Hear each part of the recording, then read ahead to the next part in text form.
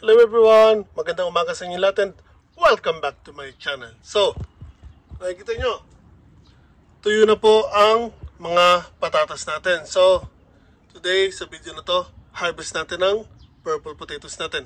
Samahan nyo ako.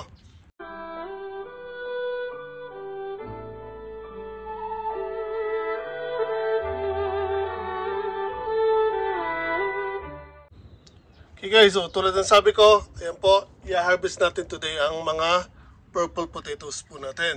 So, bago natin gawin yan, kailangan ko muna linisin to. Alisin ko yung mga tuyo na baging nila and pati yung mga damo. Tapos, unti-unti nating huhukayin ng mga patatas natin. So, linisin ko lang muna sila.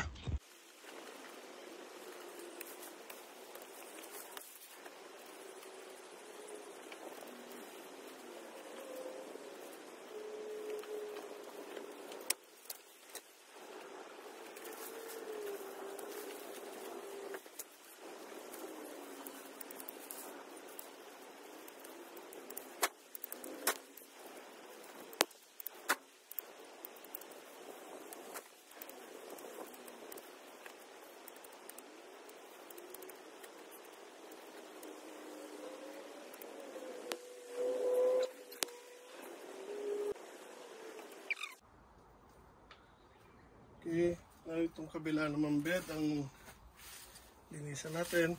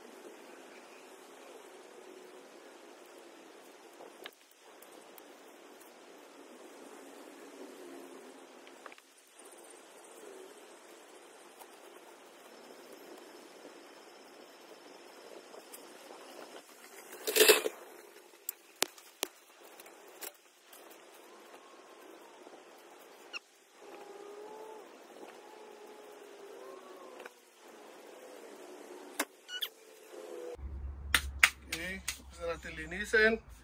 Now, hukayan na tayo.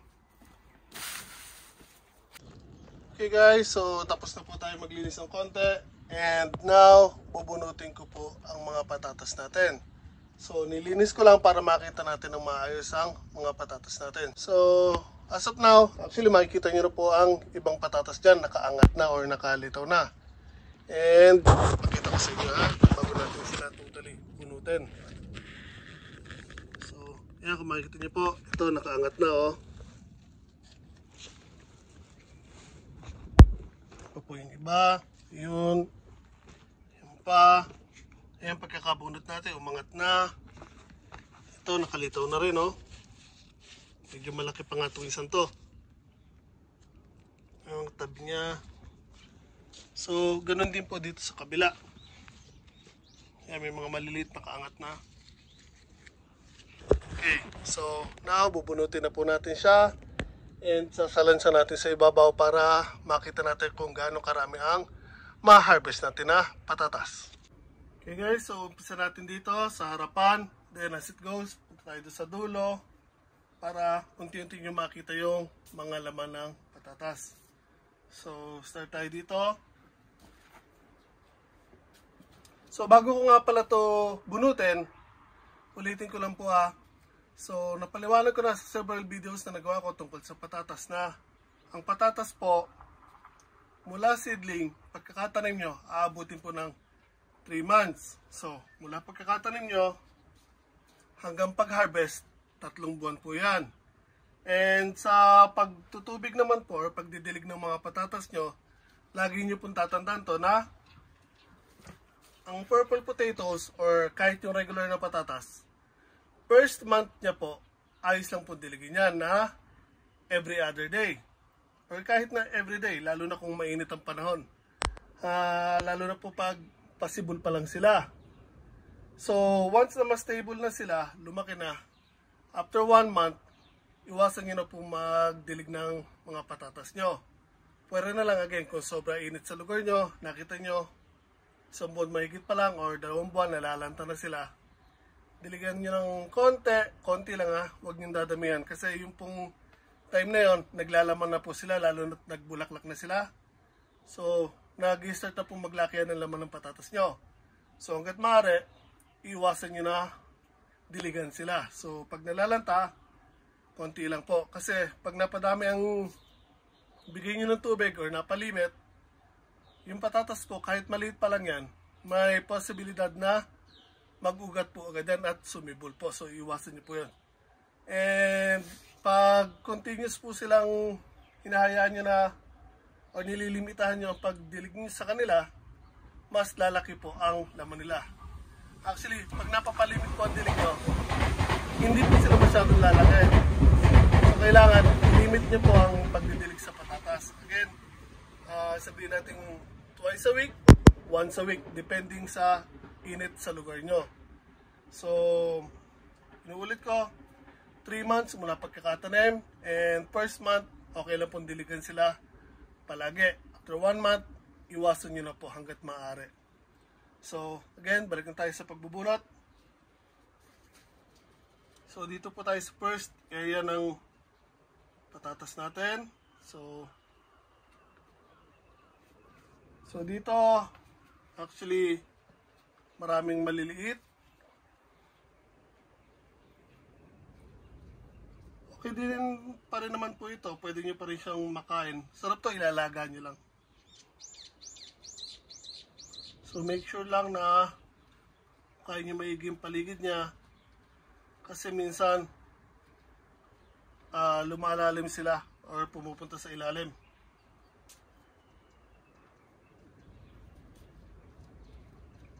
Okay, wala na itong first na tanim natin. So, maliliit yung nilaman ng una nating patatas. Now, dito naman sa katabi niya. Ito kaya, medyo mas malaki ng konti ang laman niya.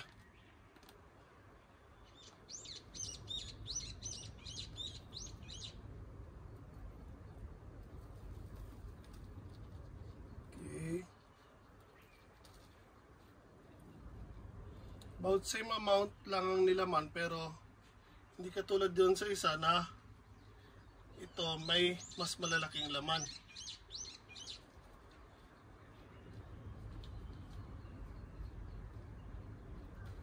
Okay, I think yun lang. So, again, guys, ito po yung nilaman ng sumunod na patatas natin o yung katabi niya. Kumating nyo, may mas malalaking laman to kaysa sa isa. Oops, sorry. Okay, so isalansan lang natin yan.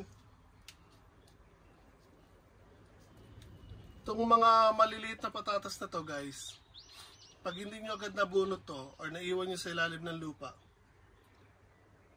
masisibol po ulit siya next year. So, kahit hindi kayo actually magtanim na ng patatas, meron ulit na sisibol. Okay, tayo sa sunod. Ito, may mga nakalutang na rin.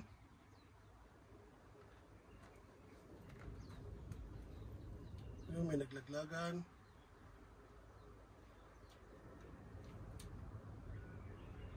Ito, marami rin maliliit.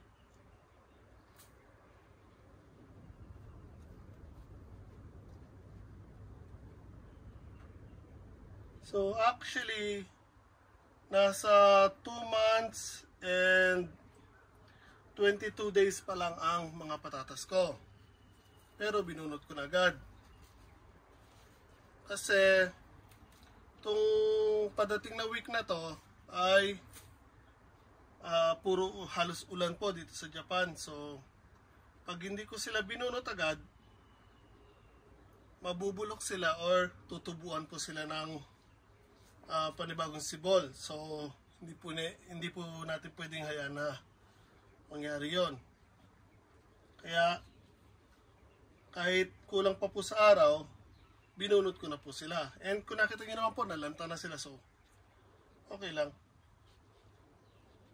So, yun lang naman ang mga palatandaan sa patatas para malaman kung ready na ba silang bunutin or hindi. Pag nalanta na sila, pangalawa, yung buwan, 3 months. Again. So, dito, 5 piraso lang. And may maliliit. So, hindi masyado naglaman na maganda yung isa. So, next.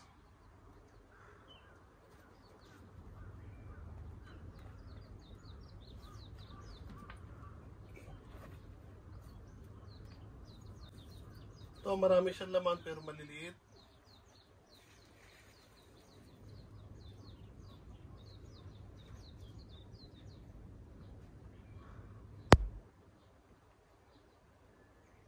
So, check ko lang. Baka may naiiwan sa ilalim.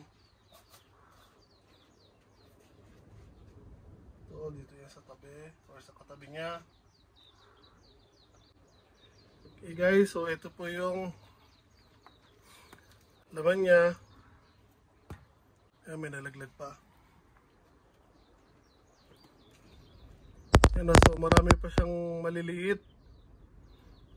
So again, dapat lalaki pa po yan. Kaya nga nalanta na.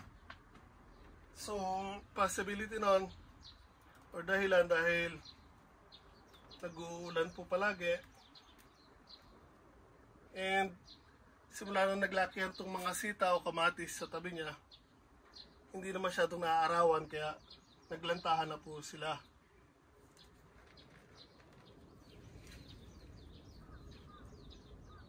Okay, ito naman sa kasunod.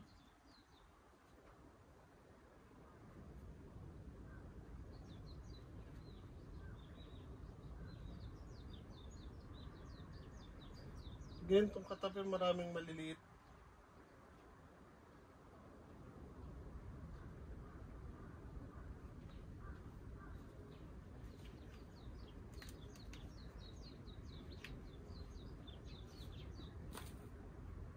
Okay, that's it.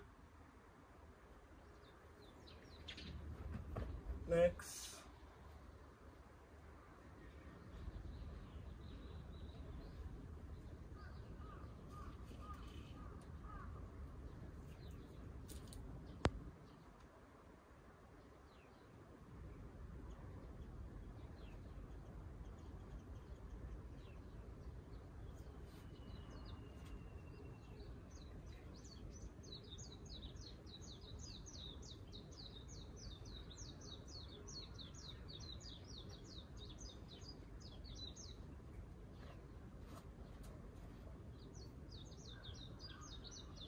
Okay.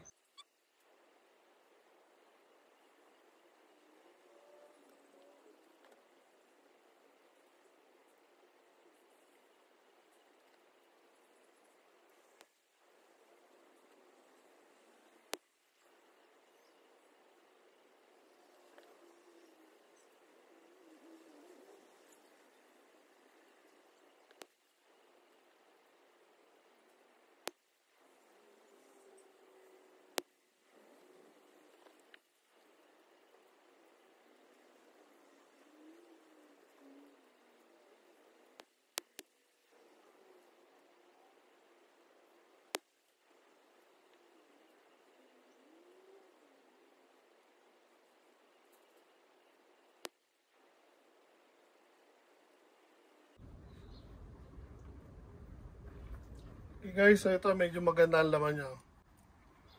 Kumpul-kumpul ang dami oh.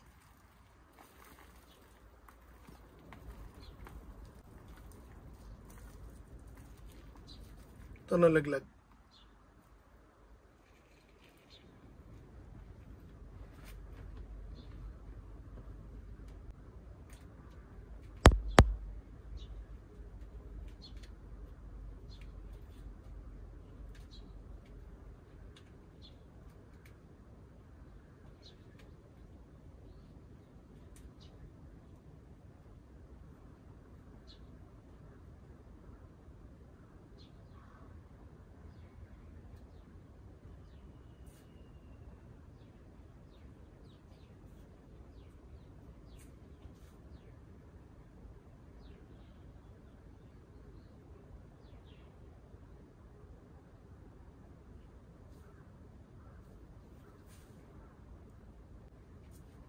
Okay, tapos na tayo dito sa isang garden bed. Dito naman tayo sa katabi.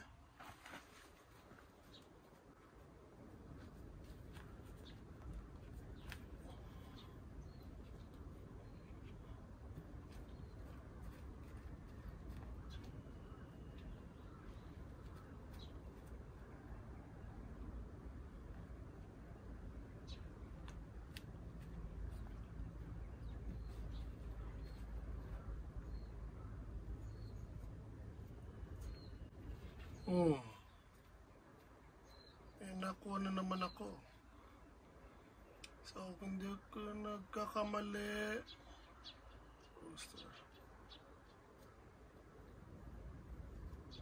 silver spoon to, kung di ako nagkakamali guys ha. Kasi ilang beses na ako nakahukay dito ng silver spoon.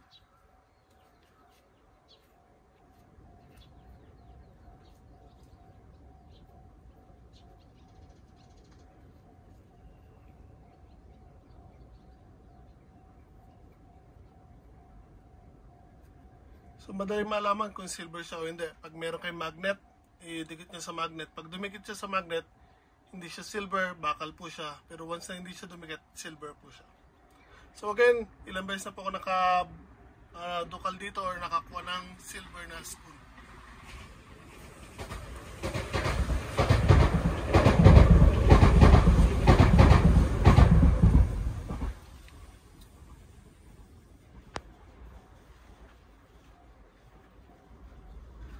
So, compared dito, itong unang bunot pa lang natin, medyo malaki yung laman niya. I think dahil po sa, actually yung dito sa garden bed dito sa kabila, mas lamang siya ng 1 week. So, naitanim to siya ng 1 linggo ahead dito sa kabila.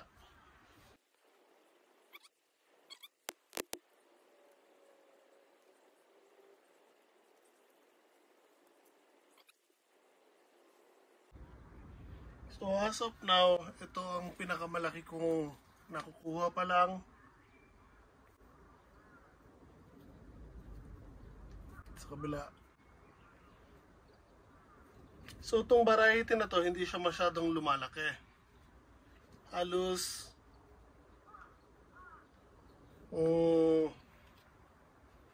siguro mga pinakamalaki niya ganitong kalaki last year nakakuha ko.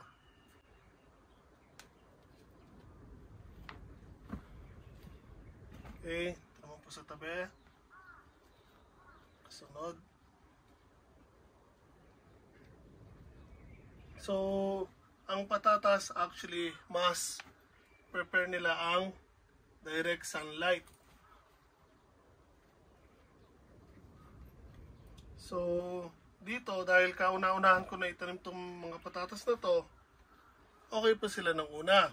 Kasi again, nung tinanim ko sila, wala pa po iba nakatanim dito or wala pa silang katabi. So, maayos yung umpisa nila.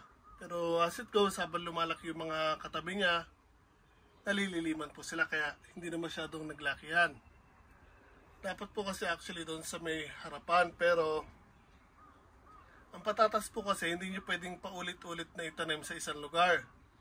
Pa nag-garden kayo ngayon ng patatas, so nagtanim kayo, following year, tatanim nyo pa rin sa same place, then susunod na taon, tatanim nyo ulit sa same place.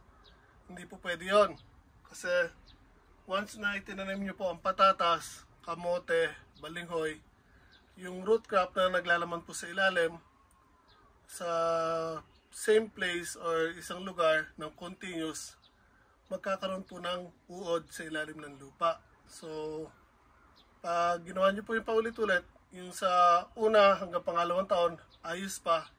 Yung susunod, marami ng uod sa ilalim ng lupa, kakainin lang po yung tanim nyo. So, iwasan nyo po yun.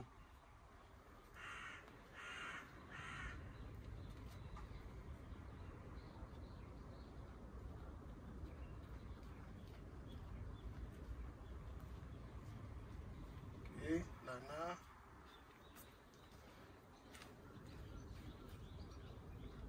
So, after ng patatas natin,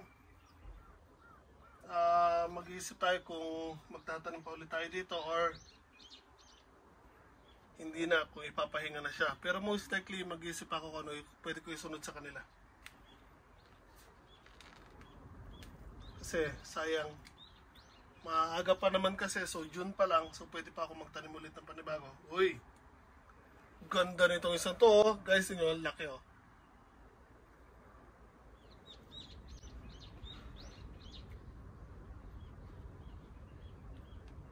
So gaganda yung mga laman niya dito.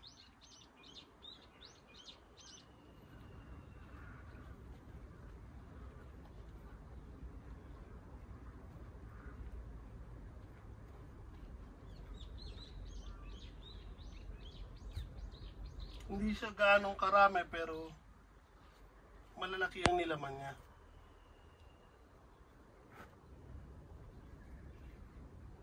So nakakuha tayo ng 3 kayos na malalaki at ilang piraso na maliliit.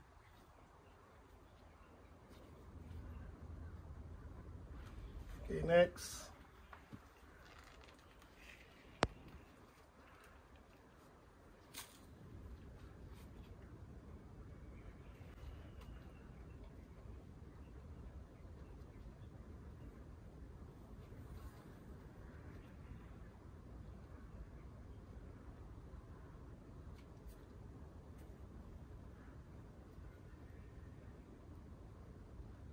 So unlike last year, kung isang to nagtanim po ako ng patatas na hindi naman siya puti, medyo dilaw po yung laman kasi meron pong red, meron purple, merong white, merong yellow na patatas. So last year meron akong patatas na dilaw ang laman.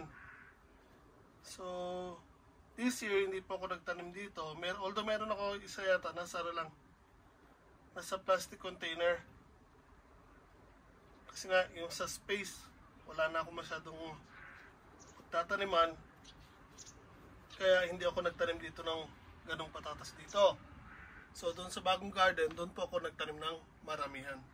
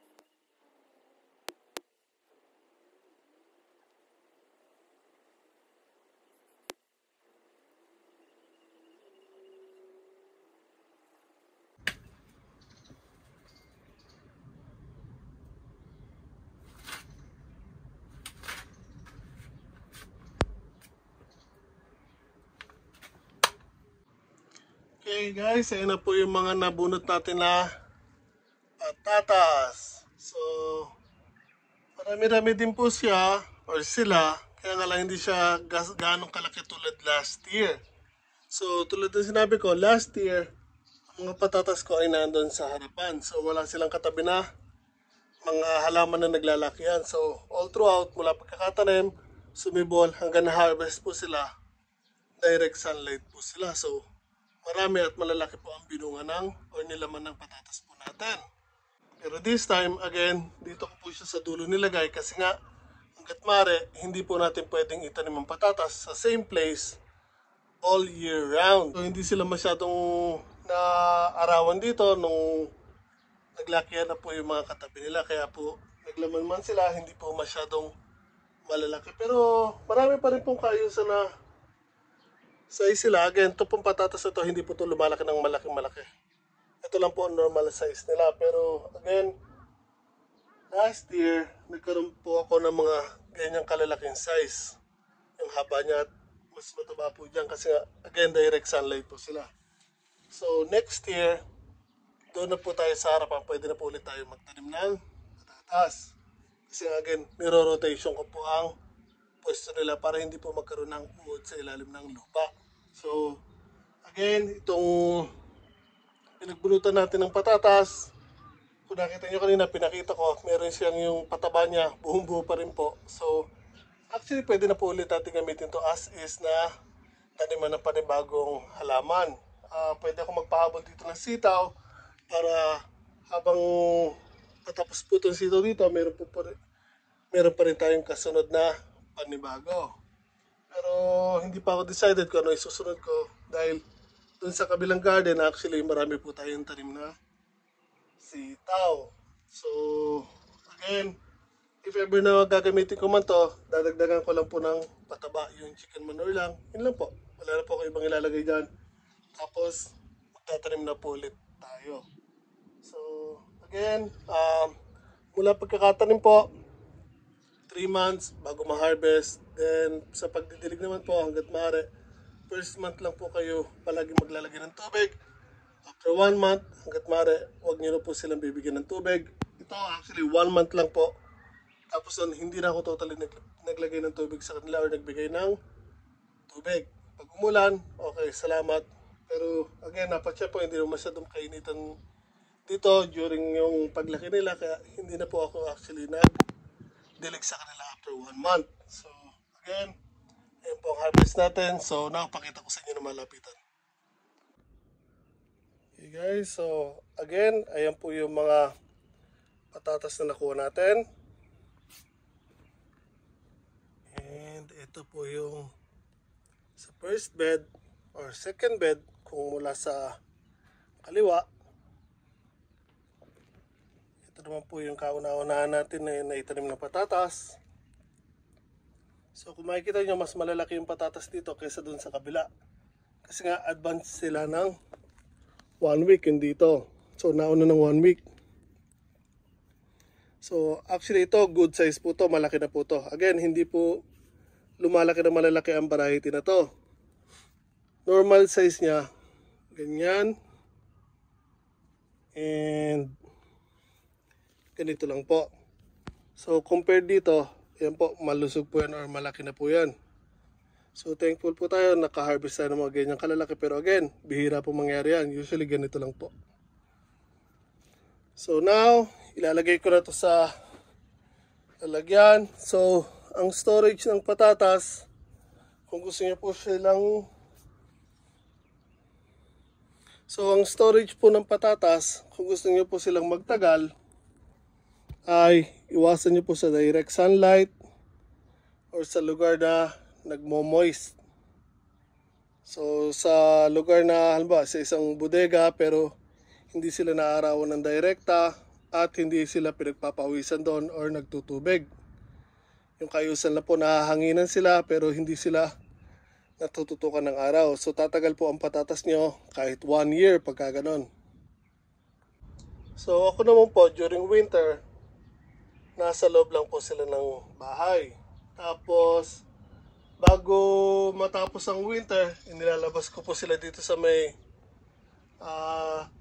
talyer / mini greenhouse natin para mabilis po silang sibulan. Kasi target natin by March, makapagtanim na po tayo ng panibagong patatas para by June, makakapag-ani na po tayo. So again, ayan po.